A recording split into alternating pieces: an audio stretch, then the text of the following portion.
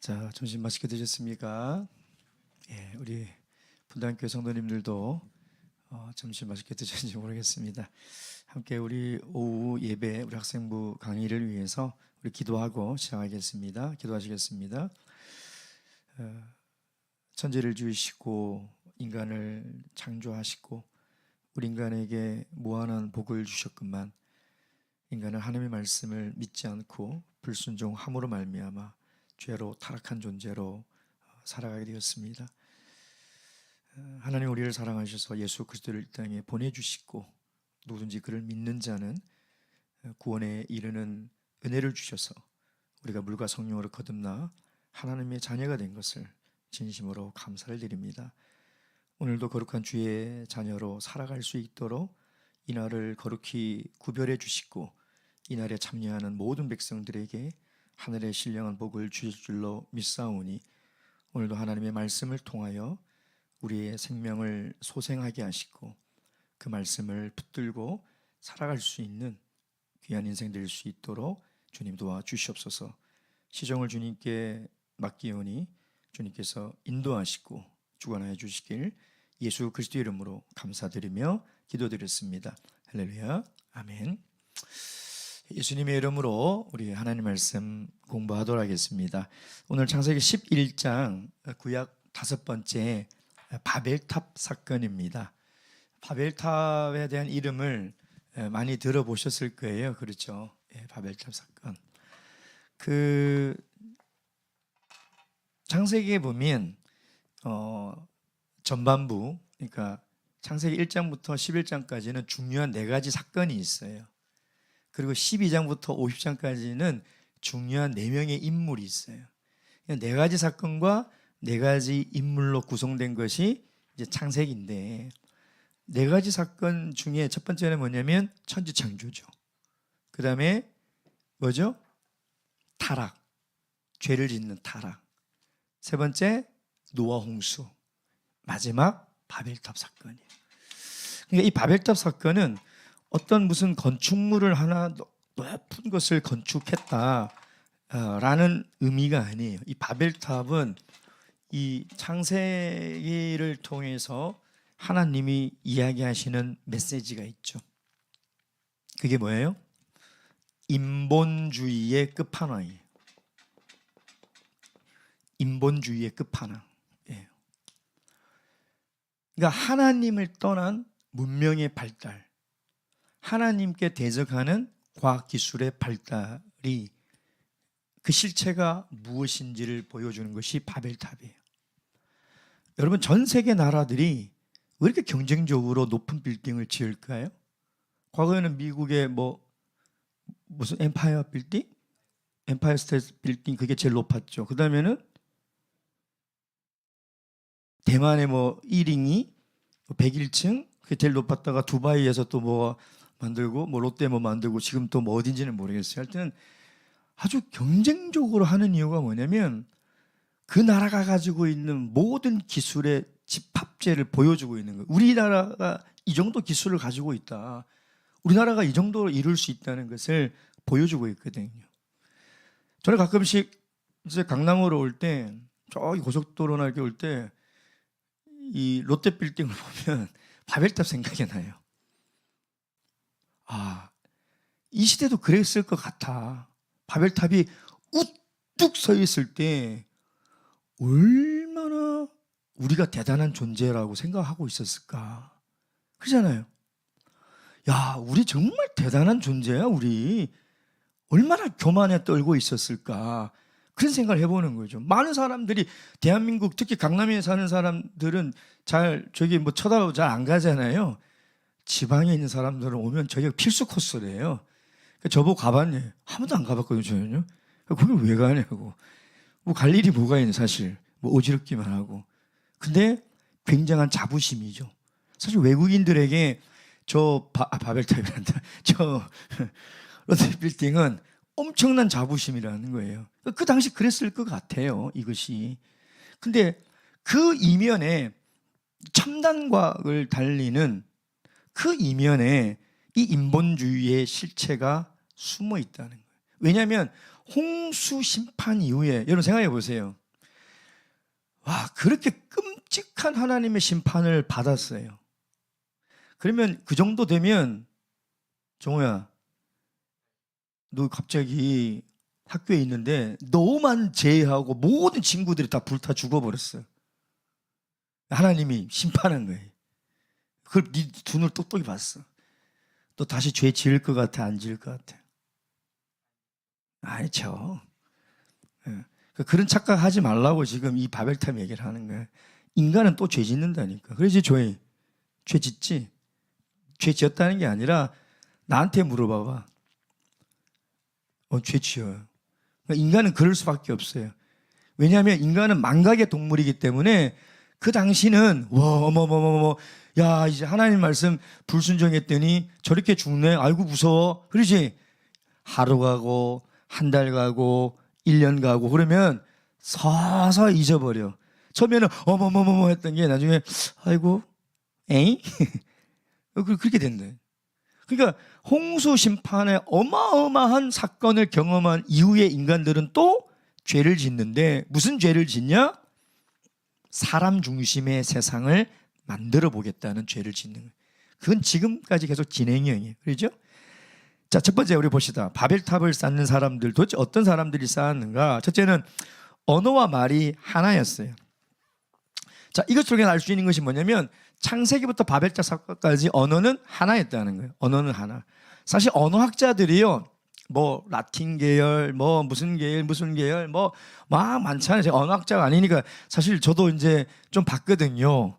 이 바벨탑을 사경할 때 좀 정리를 해주려고 봤는데 뭔 소리인지 하나도 모르겠더라고요. 뭐 이게 복잡한지. 근데 그 뿌리들이 다 같아요.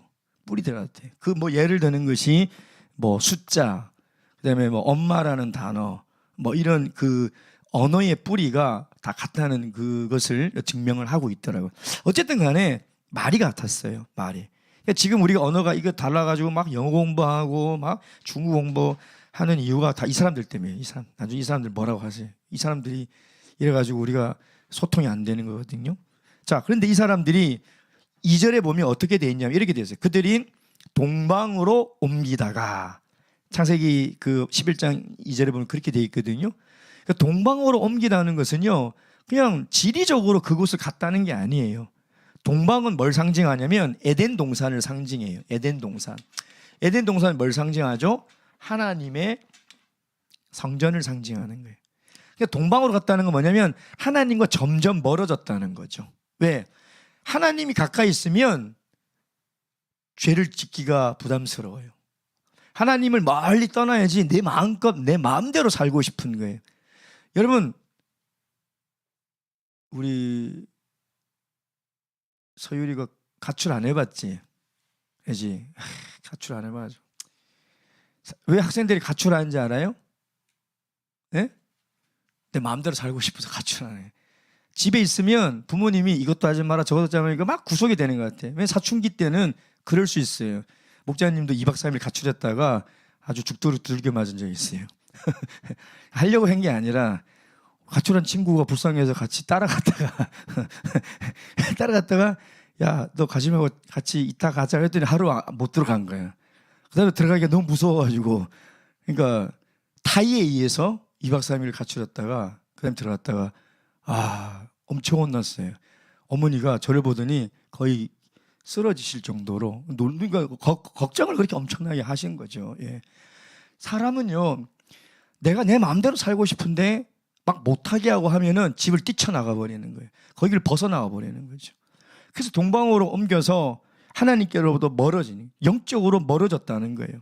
멀어져서 그들이 뭘 하느냐. 자, 3절 4절에 보면 그렇게 돼요. 그들이 성과 대를 쌓았다. 이렇게 돼 있거든요. 성은 뭐냐면 도시를 얘기해요. 도시. 자, 하나님부터 멀어지니까 인간은 본능적으로 심리적으로 불안한 거예요. 하나님이 내 인생을 안 지켜주시면 어떻게 하지? 사고가 나면 어떻게 하지? 불안하니까 그들이 도시 문명을 만들어서 스스로 삶을 지키고 싶은 거예요. 스스로.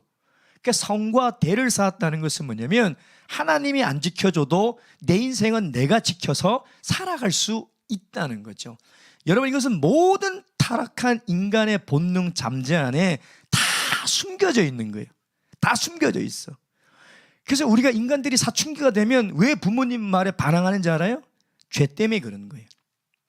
왜 하나님의 말씀을 들으면 그대로 살기 싫고 막 그것이 힘들고 불편한지 알아요? 죄 때문에 그러는 거예요. 죄 때문에. 예. 내 마음대로 하고 싶은데 하지 못하게 만드니까 그것 때문에 그런 거죠. 그래서 바벨탑을 건축하면서 그들이 두 가지를 얘기해요. 바벨탑 건축한 목적을 두 가지를 얘기하는 거죠. 첫째 뭐예요? 우리 이름을 내고. 자, 이름이라는 건 뭐냐면 자기 정체성을 얘기하는 거예요. 이름. 여러분, 인본주의의 가장 무서운 게 뭐냐면 인본주의에 그리스도인들도 다 넘어가는 게 뭔지 알아요? 자아실현이에요. 자아실현. 야, 너 자아실현을 위해서 열심히 공부해야 돼. 왜 열심히 일해야 되는지 알아? 자아실현해야 돼. 너 꿈을 이루어야 돼. 얼마나 달콤한 말이에요. 얼마나 힘이 되는 말이에요. 근데 거기에 독이 들어가 있어요. 독이. 여러분, 기독교는 자아실현과 거꾸로 가는 거예요. 여러분, 기독교의 핵심이 뭐예요? 자기를 죽이는 거예요. 하나님은 자기를 죽이라고 하는데 자기를 부인하고 십자가에 못 박아 자기의 욕심과 정욕을 다 죽이라고 하는데, 그래서 뭘 받은 거예요? 우리 세례 받은 거예요. 세례는 뭘 상징하냐면 내가 죽었다는 거예요. 그러니까 복음이라는 건 뭐냐면 나를 죽으라고 하는데 세상은 아니라는 거예요. 너 공부를 통해서 너 꿈을 이뤄야 되고 직업을 통해서 자아를 실현해야 그게 멋진 인생이라는 거죠. 그러니까 수많은 그리스도인들도 여기에 다 속아 넘어가는 거예요. 왜 기도 열심히 해요? 자아 실현을 하기 위해서.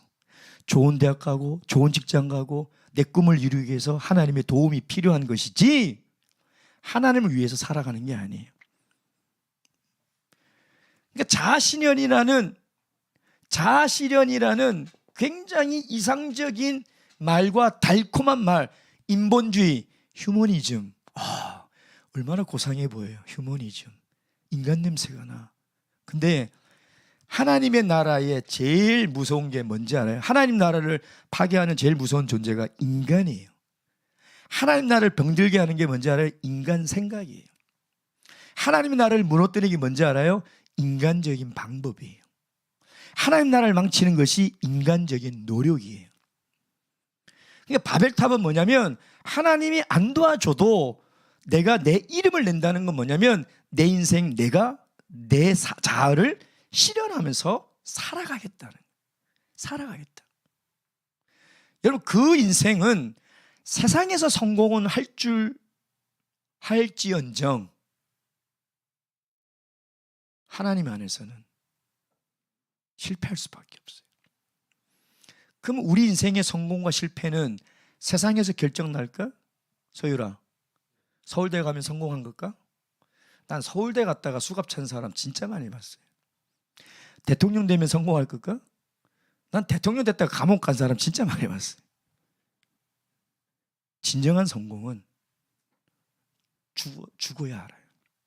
하나님 앞에 심판대에 섰을 때 내가 참 잘 살았구나, 내가 못 살았구나, 그때 결정이 나는 거예요. 그래서 정말 우리 인생이 정말 잘 사는 인생이 되려면 나를 죽여야 돼요. 근데 놀라운 것은 내가 죽으면 내 안에 예수님이 살아나요. 내가 안 죽으면 아무리 신앙생활 오래 해도 내 고집대로 계속 살아가. 그것처럼 흉한 게 없어요. 그것처럼 불행한 게 없어요. 그것처럼 부끄러운 일이 없어요. 내 안에 내가 살아있으면 절대 예수님이 이 안에 살 수가 없어요. 그래서 끊임없이 나를 죽여야 돼요. 내 생각 내려놔야 돼요. 내 고집 내려놔야 돼요. 그래야 하나님의 생각이 살아나고 하나님의 말씀이 힘을 얻게 되는데 그게 안 돼요. 여러분, 세상에서 성공하세요. 근데 하나님의 방법으로 성공해야 되는 거예요. 하나님의 은혜로 성공하라는 거예요. 여러분 대학 가지 말라는 얘기가 아니에요. 좋은 데 취업하지 말라는 얘기가 아니에요. 돈 많이 벌지 말라는 얘기가 아니에요. 근데 하나님이 도와주셔서 이루는 성공을 살아가라는 거예요. 하나님의 방법으로 그 성공을 이루라는 거예요. 그것이 정말 중요한 거예요. 이름을 내자. 그리고 뭐라고 얘기했어요? 흩어짐을 면하자. 이제 뭐냐면 흩어짐을 면하자는 건 뭐냐면 두 가지의 큰 문제. 이제 대놓고 하나님을 대적하겠다는 거예요. 여러분, 하나님이 인류에게 주신 명령이 뭐예요? 땅에 충만하라. 흩어지라는 거예요. 하나님이 흩어지라고 했어. 근데 이들이 뭐냐면 흩어지지 말자 그러는 거예요. 하나님의 말씀에 정면으로 우리가 대놓고 불순종하자는. 예. 여러분, 인간이 교만하면요, 하나님을 대적합니다. 인간이 그런 존재예요. 일개 피조물이고 하나님이 그 호흡을 오늘이라도 거둬가시면 내 인생은 내 것이 아니라는 것을 깨달아야 되는 진짜 지렁이 같은 인생이에요. 여러분, 우리가 오늘 사는 것이 이것이 얼마나 하나님의 큰 은혜고 기적인지 우리 세상에서 일어나는 수많은 사건 사고를 보세요. 얼마 전에 강원도에서 60대 할머니가 손주를 태우고 가다가 차가 급발진해가지고 손주가 죽었어요. 근데 그 블랙박스 영상을 보니까 할머니가 이 손주를 학교에서 학원으로 데려다 주는데 10몇 년 동안 운전을 하신 분이에요. 그리고 이 아이를 8년 동안 길렀던 할머니. 근데 차가 갑자기 급발진하니까 할머니가 그 아이 이름을 막 부르는데 어떻게 할 수가 없어. 차는 막 총알처럼 이리 받고 저리 받고 하는데 손주가 죽었어요. 얼마나 그 할머니의 마음이 얼마나 힘들까. 근데 누가 그걸 원해서 그런 일을 당하냐 이 말이에요. 우리 인생은 정말 아무것도 아니에요. 여러분, 그걸 아셔야 돼요. 근데 인간이 아무것도 아닌 인간이 교만해지기 시작하면 하나님을 대적하는 자리까지 올라가는 것이 인간이라는 거예요. 그러니까 흩어짐을 면하자. 이제 뭐예요? 하나님께 절대적으로 대적하자는 거죠. 예. 그래서 지금 제가 오전에도 설교 때 얘기했지만 인본주의의 끝판왕이 뭐냐면 인간이 가진 기술로 영생을 꿈꿔요. 지금요, 영생. 인간 복제하잖아요. 지금 영생을 꿈꿔요.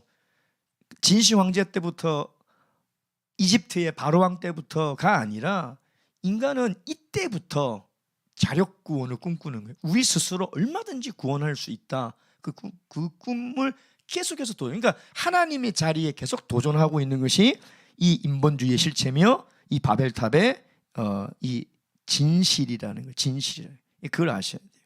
자, 그랬더니 이제 하나님이 심판을 하신대.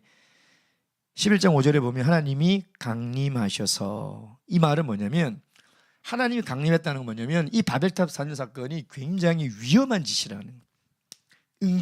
그러니까 긴급 사항이라는 거예요. 쟤네들 제대로 되면 큰일 난다. 그래서 하나님께서 직접 내려와서 그 인생들을 이제 살펴보는 거죠. 이대로 두면 안 되겠다. 그래서 하나님이 조치한 방법이 뭐예요? 언어를 혼잡게 하는. 그러니까 혼잡게 한다라는 이 뜻이 바벨이라는 뜻이에요. 바벨. 근데 이 바벨이라는 뜻이 가지고 있는 함축의 의미가 참 재밌어요. 이 단어 안에 무슨 뜻이 있는지 알아요? 바벨이 혼잡하다 이런 뜻인데 그 안에 다른 의미가 있어요.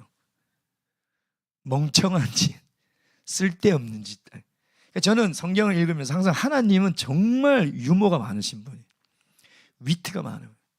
그러니까 이들은 최첨단 문명을 달리고 자기들 스스로 자아 실현을 하며 영생까지 꿈꾸는 기술을 얻었다고 하지만 하나님 볼 때, 그 인생들 볼 때는 무슨 짓이다? 멍청한 짓이, 어리석은 짓이란. 그 이름 안에 그 바벨이라는 뜻이 있다는 거죠. 예.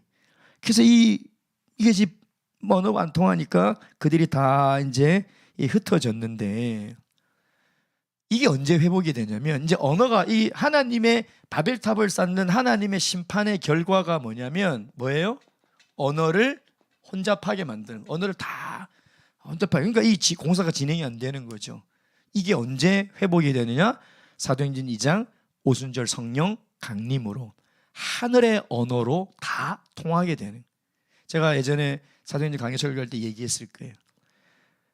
사도행전 2장에 각 나라에서 온 나라들이 정확하게 바벨탑 사건 이후에 흩어졌던 사람들의 나라예요.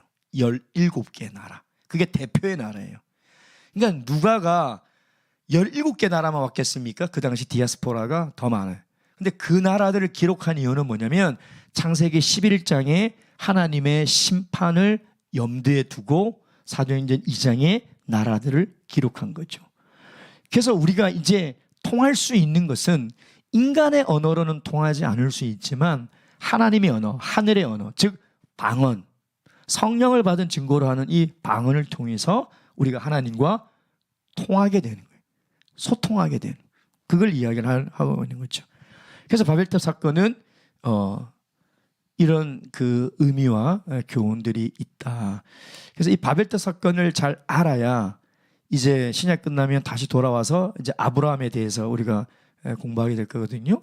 하나님이, 자, 인간들은 이렇게 하나님을 대적하는 준비를 하는데 이 속에서도 하나님이 뭘 준비하냐면 어떻게 하면 저 인간들을 구원할까, 그걸 준비하고 계신 거예요. 그게 누구냐면 바로 아브라함이라는 거죠. 예, 아브라함. 창세기의 흐름은 이렇게 진행이 된다는 것입니다. 자, 여기까지 오늘 바벨탑 사건에 대해서 함께 이렇게 공부했습니다. 이제 선생님과 함께 자세하게 더 공부하시기 바랍니다. 자, 묵도하고 마치도록 하겠습니다. 할렐루야.